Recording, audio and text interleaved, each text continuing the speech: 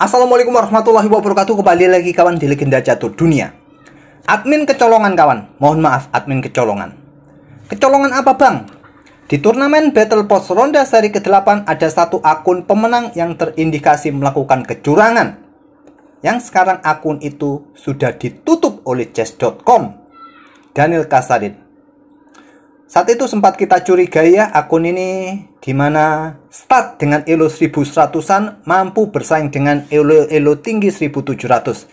Hanya 1 kali remis dan 8 kali menang saat itu kawan. Tapi sempat kita cek ya gamenya, beberapa game kawan terlihat cukup normal. Keberuntungan juga ada di situ karena lawannya blunder fatal dan dia juga sempat blunder tapi nggak mampu dimanfaatkan oleh lawannya. Jadi kecurigaan itu hilang kawan.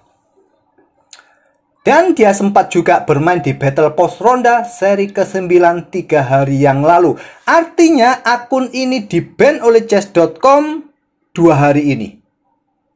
Di Battle Post ronde seri ke-9 posisinya nggak sebagus Battle Post ronde seri ke-8. Di seri ke-9 dia finish di posisi ke-35. Nah 2 hari inilah akun ini ditutup. Yang menjadi kecolongan admin, hadiah seri ke-8 sudah admin berikan, sudah admin transfer kawan. Rasanya review 3 hari kurang kawan, kurang cukup untuk menunggu respon dari chess.com. Mungkin akun ini juga ada yang melaporkannya dan langsung direspon oleh chess.com. Ya admin nggak tahu, pokoknya Daniel Casarin akun ini sudah ditutup oleh chess.com. Kalau lewat Q&A kawan, akun ini masih berusia atau yang punya berusia 16 tahun kalau nggak salah. Ya kalau dia nggak bohong sih, dia berusia sekitar 16 tahun itu kawan. Ya rasanya review 3 hari kurang kawan. Kalau mungkin seminggu masih bisa di backup oleh chess.com. Tapi jangan khawatir ya, artinya sistem pengawasan dari chess.com ini berjalan. Kalian jangan punya pikiran, main di Battle Post ronde banyak yang curang. Tetap main aja kawan, tetap yang main, ada yang mengawasi chess.com ataupun dari admin, dan mungkin kawan-kawan juga bisa membantu admin ya untuk mengawasi akun-akun yang curang. Di Battle Post ronde seri ke-9 pemenangnya adalah Ahmad Khuzairi, Misteri, Abdul Chess. Ini adalah nama-nama lawas yang hampir nggak pernah absen kawan. Untuk Ahmad Khuzairi ini dia mendonasikan kembali hadiah yang dia dapat kawan di Battle Post ronde seri ke-9 ini. Oke, terima kasih buat Ahmad Khuzairi. Nah, sekali lagi kawan, usahakan ya main yang jujur aja. Walaupun hadiahnya kecil, ya buat latihan aja, buat happy fun, seneng-seneng aja. Memang ada sedikit adrenalinnya di turnamen ini walaupun hadiahnya kecil. Ya, sekali lagi yang sering saya ucapkan, biasanya yang curang itu anak-anak sekolah. Usia-usia remaja yang lagi labil emosinya. Untuk pemain-pemain yang sudah mapan emosinya, yang dewasa, ya pastilah nggak melakukan kecurangan. Ya, itu hanya penilaian admin saja ya, tapi tidak semua pelajar sering melakukan kecurangan. Tidaklah, hanya oknum-oknum saja. Ya, di usia-usia mereka itu masih cukup labil kawan. Oke, untuk game yang admin ulas ini saya ambil dari Battle Post ronde seri ke-9, tapi bukan dari salah satu pemenang. Ada satu game, ada 2 momen yang saya jadikan video shot, melewatkan menteri ataupun blunder menteri ada di satu game ini kawan, yang sudah saya jadikan video shot dan nanti kita akan lihat momen-momen itu. Oke, permainan dari Opposite Castle yang punya elo 1700. Kalau admin pakai hitam di bawah itu seringkali itu kawan, seringkali salah baca notasi. Ya saya putar lagi ya, putih di bawah. Oke, bermain dengan pion E4, ada French defense pion E6, menteri F3. Ya sebaiknya kawan-kawan pemula yang baru belajar catur ya, lebih baik kalian bermain dengan prinsip dasar pembukaan. Tentu pion-pion pusat ini segera kalian dorong saja. Tapi putih langsung keluarkan menteri. Jangan keluarkan menteri sedini ini kawan, jangan. Ya kecuali Magnus atau yang lain. Kalau kita sih standar aja ya, pembukaan pion-pion pusat kita dahulukan, atau pengembangan perwira minor lainnya kita dahulukan. Pion D5 tentu saja. Sorry, salah klik kawan. Ya, pion D5. Nah, di sini pion E pukul pion D5, pion E ambil balik pion D5, dan pion D4. Kelanjutan yang cukup normal untuk mendapatkan center ya dengan pion D4. Tapi memilih dengan pion C4 harapannya diterima, ambil balik, gajahnya keluar. Ini memberikan kesempatan hitam untuk dorong pionnya maju, kawan. Nah, bikin repot pertahanan putih. Tapi opposite castle memilih dengan kuda F6 terlebih dahulu dan bisa dilanjut jual beli baku hantam yang bagus. Tapi memilih dengan pion D3 atau kuda C3. Tapi kuda C3 memberikan kesempatan pion D4 ya, yang bagus langsung terima tadi. Dengan pion D3. Ada gajah D6, melakukan pengembangan untuk segera rokade atau tetap tadi ya dengan pion D4 ini bagus untuk mendapatkan ruang. Oke, dengan gajah D6 saja, memilih dengan gajah G5 pin kuda. Ada kuda B D7, bagus. Di sini menteri E2 cek, gajah E7 blokade. Nah, gajah caplok kuda F6. Ambil balik oleh saudara dan kuda C3. Bisa dorong pion ini sekali lagi kawan untuk mendapatkan ruang ganggu kuda. Diikuti nanti dengan pion C5, cukup bagus posisi pion-pion. Tapi memilih pertukaran, pion dipukul pion C4, pion diambil balik pion C4, rokade amankan raja, benteng segera keluar. Ada benteng D1, menteri ke E8 langkah bagus kawan. Tapi memilih dengan gajah D7 melanjutkan pengembangan, peta E8 dipersiapkan untuk benteng.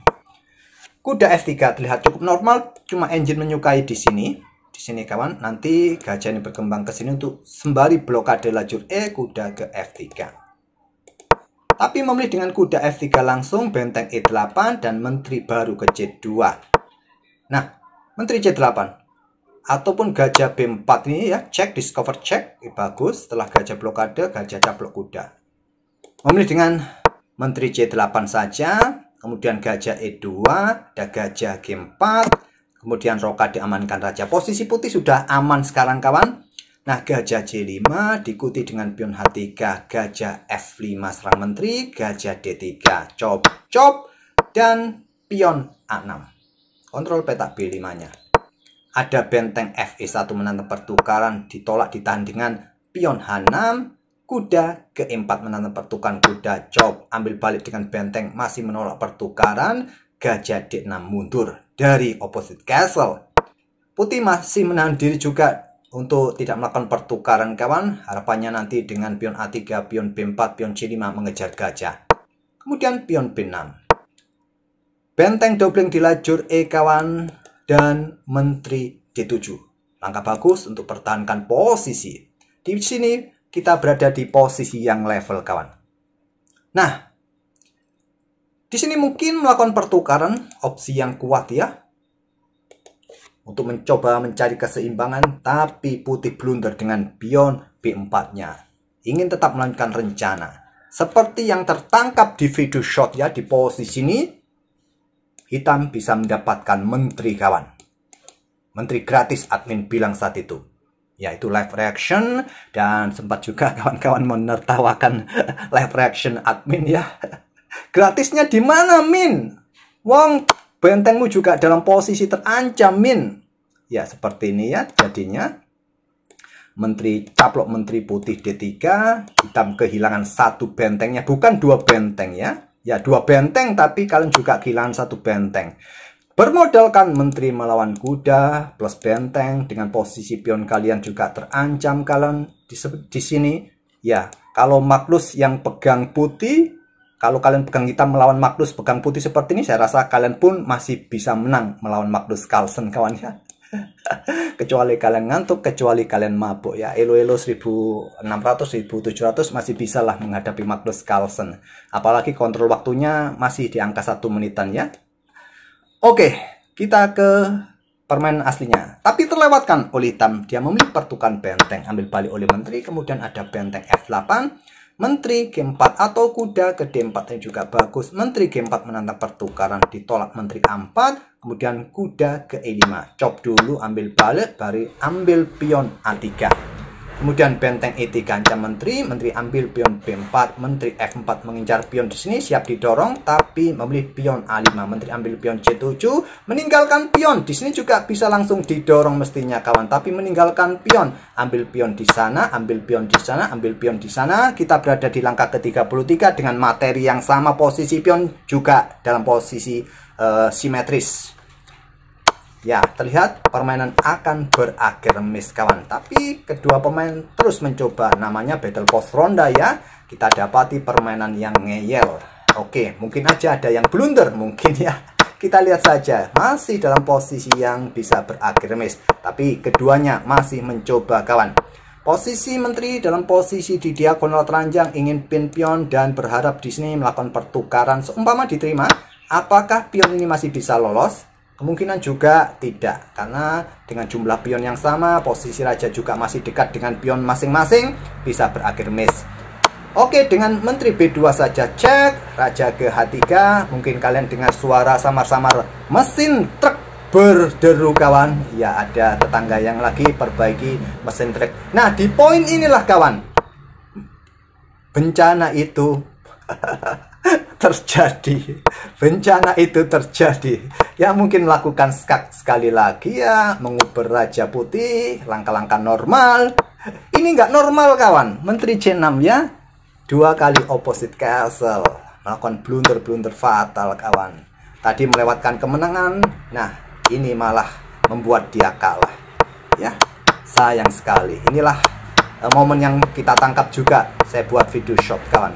Membuat Gums dengan elo 1200 mampu mengalahkan elo 1700. Oke, bagi kawan-kawan yang punya elo rendah, jangan khawatir. Mungkin saja kalian menemukan keberuntungan seperti Gums ini. Mendapatkan keberuntungan 2 kali saat dia dalam posisi kalah terlewatkan oleh opposite castle. Dalam posisi remit, opposite castle juga melakukan blunder fatal, korbankan menteri. Botes Gambit.